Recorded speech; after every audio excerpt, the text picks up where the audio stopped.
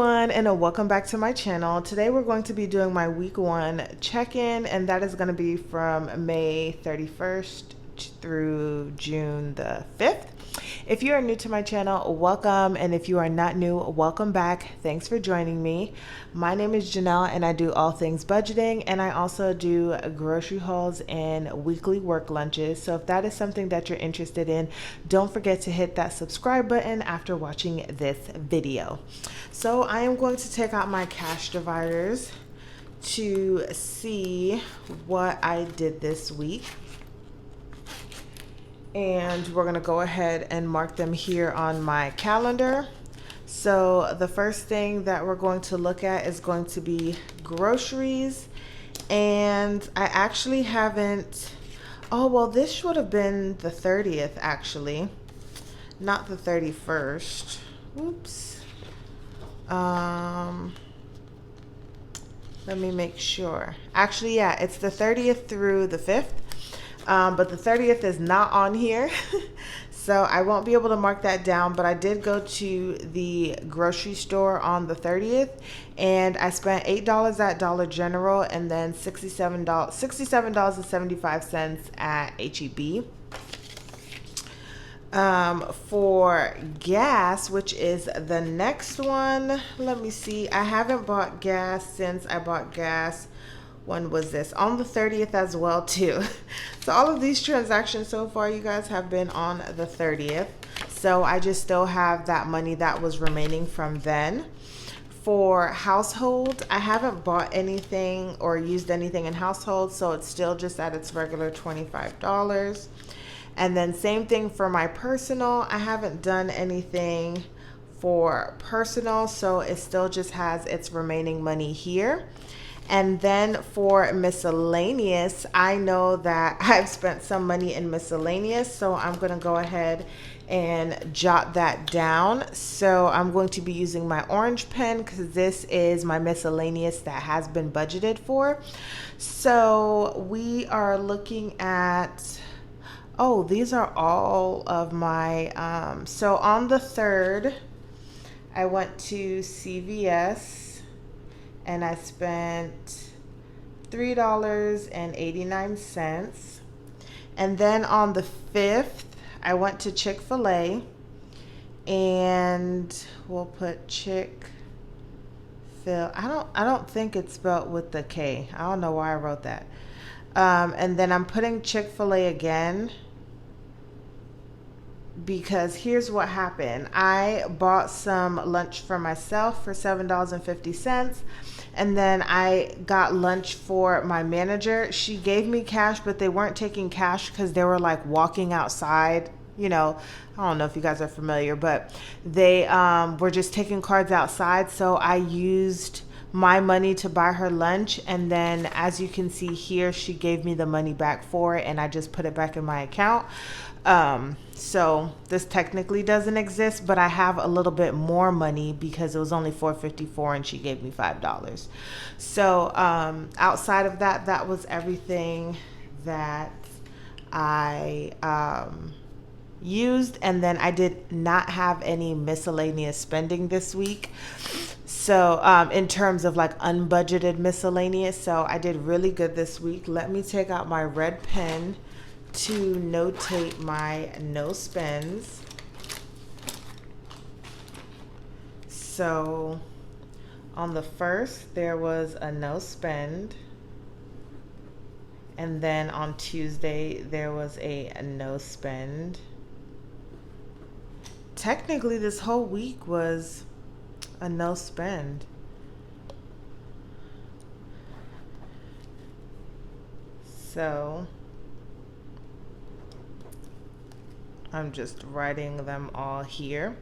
And just in case you're wondering why I consider these all a no spend time, is because if I've already budgeted for the money, that means that the money is there for me to use.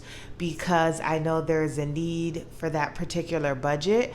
My goal when I'm doing my no spend is to not spend any money outside of those categories that I have budgeted for. So I don't want to penalize myself for having spending money and spending it, but then considering it a non-spend day because I spent money out of that category. So that is why this whole week to me is considered a no spend week, because I use money that was already budgeted and not money that wasn't. So let's go ahead into my week one check-in to go over the numbers. So we have right here, and let me just kind of zoom in a little bit more so you guys can see. So we are going to use rollover.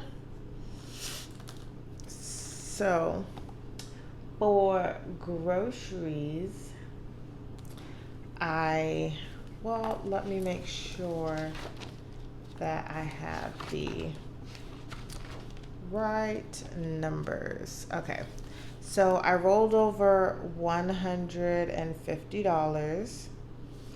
For gas, it was $52. For household, it was $25. For personal, it was $100. And then for miscellaneous, it was $47. So sorry y'all, I'm like yawning. I'm tired. So let's go through this. So with the 150 that I had, with the 150 that I had, now I'm gonna have to do some math, you guys. What's 8 and 7? 15, 76, 75 is what I spent. I'm gonna do the math, y'all. I'm gonna do the math. I do not have my calculator with me. I don't know why I didn't bring it, but $67.75 and $8 brings me to 75. This is 15. Okay, $75.75 is what I spent. So I spent $75.75 at the grocery store, which left me at $74.25, which is what is on here.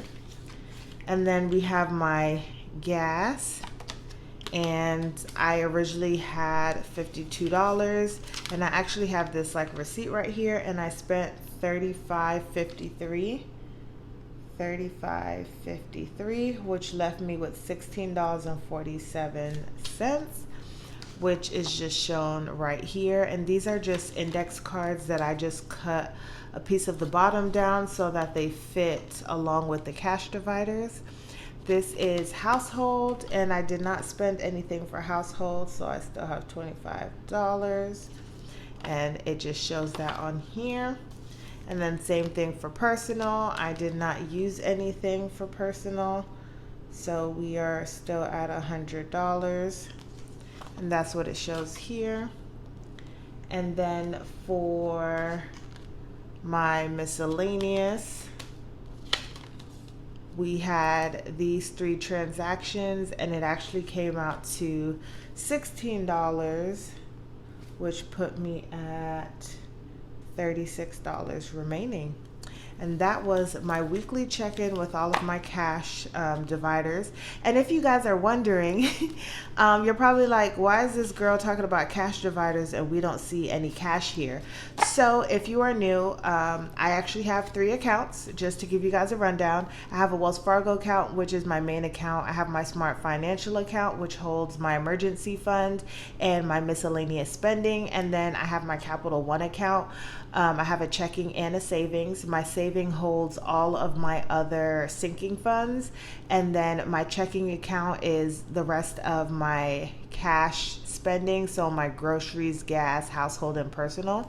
So I do a cashless cash envelope stuffing in a sense. So this is how I record all of my transactions and make sure that each category has what it's supposed to have in there. I've been doing it for almost 2 months now, and I really do like it. It is a lot easier for me because I don't have to worry about going to the bank. Sometimes it throws off my budgeting and stuff like that because I get off work after 6 o'clock and they are normally closed, and my ATMs do not divide the money that I would want the way that I would want it to, and then having to go to another bank to deposit the money, it had just gotten a little bit too much for me. So I do like doing this, but if for some reason it starts to fail me, then I'm just gonna have to figure out another way and go back to cash, using cash. But right now, this is just what works for me.